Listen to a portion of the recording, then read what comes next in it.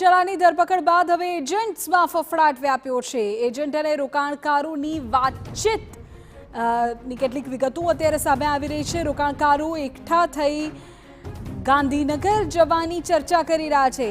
સરકાર જોડે બધું જતું રહેશે તેવી રોકાણકારોને ચિંતા થઈ રહી છે। જે ચેટ વાયરલ થઈ રહી છે તેની આધારે વિગતો આપણે આપી રહ્યા છે। ગ્રુપમાં એવું લખાણ જોવા મળે છે કે પોતાના પૈસે ભીખ માંગવા જેવી સ્થિતિ થશે।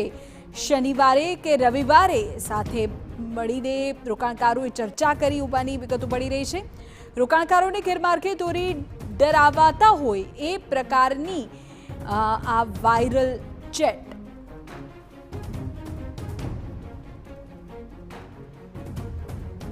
एक तरफ अलग अलग पुलिस एजेंसीज जे छे ते रोकाणकारोने सामे आववा माटे अपील करी रही छे अने एवामां आ वायरल चेट अमारा संवाददाता अवनीश गोस्वामी વધુ વિગતો આપી રહ્યા છે। અવનીશ, માહિતી।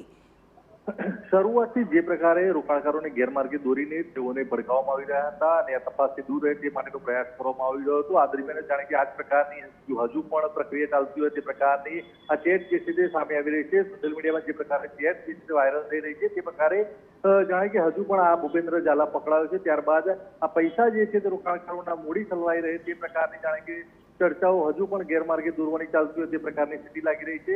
સરકાર પાસે આ બધી મિલકતો જતી રહી છે તો પોતાને પૈસા ન મળે તે પ્રકારની જાણે કે ગેરમાર્ગે દોરતા હોય તે પ્રકારની વાતો અને ચર્ચાઓ કરવામાં આવી રહી છે। એટલે કે આજે ફ્રીઝ કરાયેલા બેંક ખાતા છે તેની રકમ અને અન્ય જે મિલકતો છે તે મિલકતોના કારણે સહારા જેવી પરિસ્થિતિ થાય તે પ્રકારની ચર્ચાઓ પણ કરવામાં આવી રહી છે। એટલે હજુ પણ આ પ્રકારે રોકાણકારોને ગેરમાર્ગે દોરવા માટે કેટલાક તત્વો જે છે તે હજુ કાર્યરત હોય તે પ્રકારનું જણાઈ રહ્યું છે અને આ ચેટ જે છે તે વાયરલ થઈ રહી છે તેવા આ પ્રકારના પુરાવા સામે આવી રહ્યા છે। બિલકુલ અવનીશ, આ ચેટમાં પણ ચોક્કસપણે શનિવારે કે રવિવારે તમામ રોકાણકારો દ્વારા ચર્ચા થઈ હોય અને આ મામલે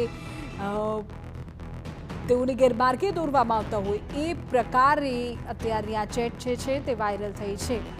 હવે જુઓ આપણે ચેટ બતાવી રહ્યા છીએ કે જે અત્યારે વાયરલ છે, જેમાં કયા સ્થાને તમામ રોકાણકારોએ એકઠું થવું, ત્યારબાદ ગાંધીનગર જવું એ પ્રકારનું લખાણ જોવા મળે છે।